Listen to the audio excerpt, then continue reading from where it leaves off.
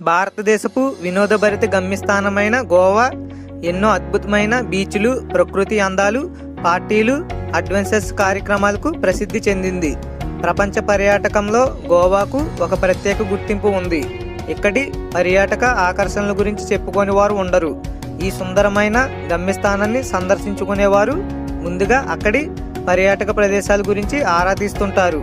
గోవాలో మీకు ఆన్లైన్లో దొరికే వివరాలు కొన్నే అయితే తెలియని విషయాలు ఎన్నో ఉన్నాయి. వాటిలో చాలామందికి తెలియని ఓ 10 నిజాల గురించి ఇప్పుడు తెలుసుకునే ప్రయత్నం చేద్దాం.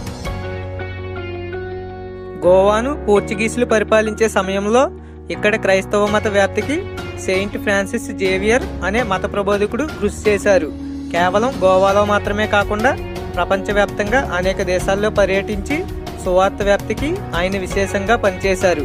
ఈ పర్యటనలో భాగంగా ఆయన మకావులో పర్యటిస్తున్నప్పుడు అనారోగ్యానికి గురై 1553లో కన్నుమూశారు. ఆ తరువాత ఆయన శరీరాన్ని గోవాకు తరలించి ఒక గాజు పెట్టెలో కుళ్ళిపోకుండా ఉండేలా ఏర్పాట్లు చేశారు. మీరు ఇప్పటికీ కూడా బసిలికా ఆఫ్ బామ్ జీసస్ చర్చ్లో సెయింట్ ఫ్రాన్సిస్ జేవియర్ మమ్మీని చూడవచ్చు. సౌకర్యవంతమైన జీవన శైలికి గోవా రాష్ట్రం ఒక మంచి ఉదాహరణ.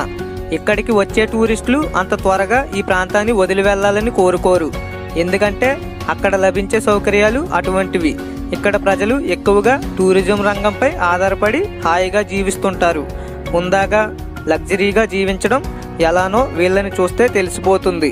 జాతీయ గణాంకాల ప్రకారం గోవాలో నివసించే వ్యక్తి సగటు ఆదాయం సంవత్సరానికి 1,92,652 రూపాయలుగా ఉంటుంది. పేరుకు ఇది చిన్న రాష్ట్రమే అయినా ఇక్కడి బార్ల సంఖ్య మాత్రం పెద్ద రాష్ట్రాల కంటే చాలా ఎక్కువగా ఉంటుంది. అధికారికంగా లైసెన్స్ పొందిన బార్లు గోవాలో 7,000 వరకు ఉన్నట్లు అంచనా. మరి లైసెన్స్ లేని బార్లు ఎన్ని ఉంటాయో మీరు ఊహించుకోవచ్చు. ఈ సంఖ్య ఖచ్చితంగా ప్రతి ఒక్కరిని ఆశ్చర్యపరుస్తుంది. ప్రపంచవ్యాప్త గుర్తింపు ఉన్న పర్యాటక కేంద్రం కావడంతో ఇక్కడ మద్యంపై పెద్దగా ఆంక్షలు ఉండవు. అలాగని విచ్చలవిడితనం కూడా ఇక్కడ కనిపించదు.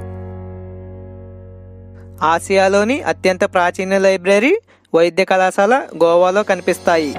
విదేశీయుల పరిపాలనలో మెరుగైన వైద్య చికిత్సల కోసం, విద్య కోసం దేశంలోనే మొట్టమొదటి మెడికల్ స్కూల్ను ఇక్కడే ఏర్పాటు చేశారు.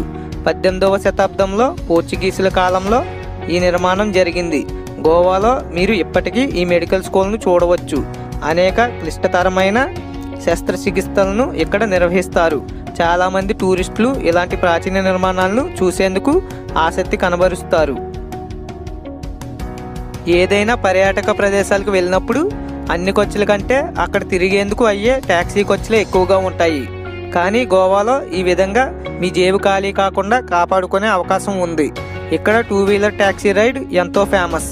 వీటిని బుక్ చేసుకోవడం తక్కువ ధరలోనే మీరు కోరుకునే ప్రదేశాలను హాయిగా చుట్టి రావచ్చు.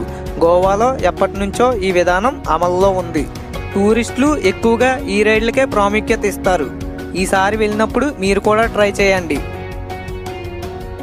గోవాలో ప్రధాన పర్యాటక ఆకర్షణలో నేవల్ ఏవియేషన్ మ్యూజియం ఒకటి. దీని ప్రత్యేకత చాలామందికి తెలియదు. ఇది ఆసియాలోనే ఏకైక నేవల్ ఏవియేషన్ మ్యూజియం. యుద్ధాల్లో ఉపయోగించిన వైమానిక యుద్ధ విమానాలు, హెలికాప్టర్లు, సమకాలీన యుద్ధ విమానాలను ఇక్కడ ప్రదర్శనలో వీక్షించవచ్చు. దశాబ్దాల నాటి భారత నావికా దళానికి సంబంధించిన చరిత్రకు సాక్ష్యంగా ఇది నిలుస్తుంది. గోవాలోన వాస్కోడిగామకు 6 కిలోమీటర్ల దూరంలో బొక్మాలో వద్ద ఈ నేవల్ ఏవియేషన్ మ్యూజియం ఉంది. గోవాలో ఎప్పటి నుంచో స్వర్ణయుగం ఉంది. ముఖ్యంగా 11వ శతాబ్దంలో కదంబులు ఈ ప్రాంతాన్ని గొప్ప సాంస్కృతిక నిలయంగా మార్చారు. అనేక దేవాలయాలను నిర్మించారు. కదంబులు దాదాపు 300 సంవత్సరాలకు పైగా ఈ ప్రాంతాన్ని పాలించినట్లు చారిత్రక ఆధారాల ద్వారా తెలుస్తుంది. భగవాన్ మహావీర్ అభయారణ్యంలో ఉన్న తందీసుర్ల దీనికి ఒక సాక్ష్యంగా నిలుస్తుంది. గోవాలో కదంబ పేరుతో ప్రభుత్వం ప్రత్యేక టూరిస్టు కార్పొరేషన్ను ఏర్పాటు చేసిన ప్రత్యేక రవాణా సదుపాయాలు కల్పిస్తున్నారు.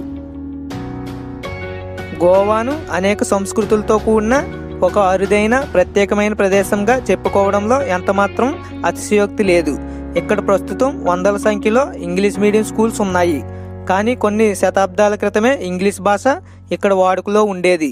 కాబట్టి ఇక్కడ మొదటి ఇంగ్లీష్ మీడియం పాఠశాల ఉండటంలో ఎంతమాత్రం ఆశ్చర్యం లేదు. ఇప్పటికీ కూడా టూరిస్టులు ఈ పాఠశాలను చూడవచ్చు. ఇలా దేశంలోన మొట్టమొదటి ప్రత్యేకమైన కట్టడాలు ఎన్నో ఇక్కడ ఉన్నాయి. గోవాకు కేవలం పర్యాటకం వలన మాత్రమే కాదు, ఖనిజ ఎగుమతుల ద్వారా కూడా అధిక ఆదాయం సమకూరుతుంది.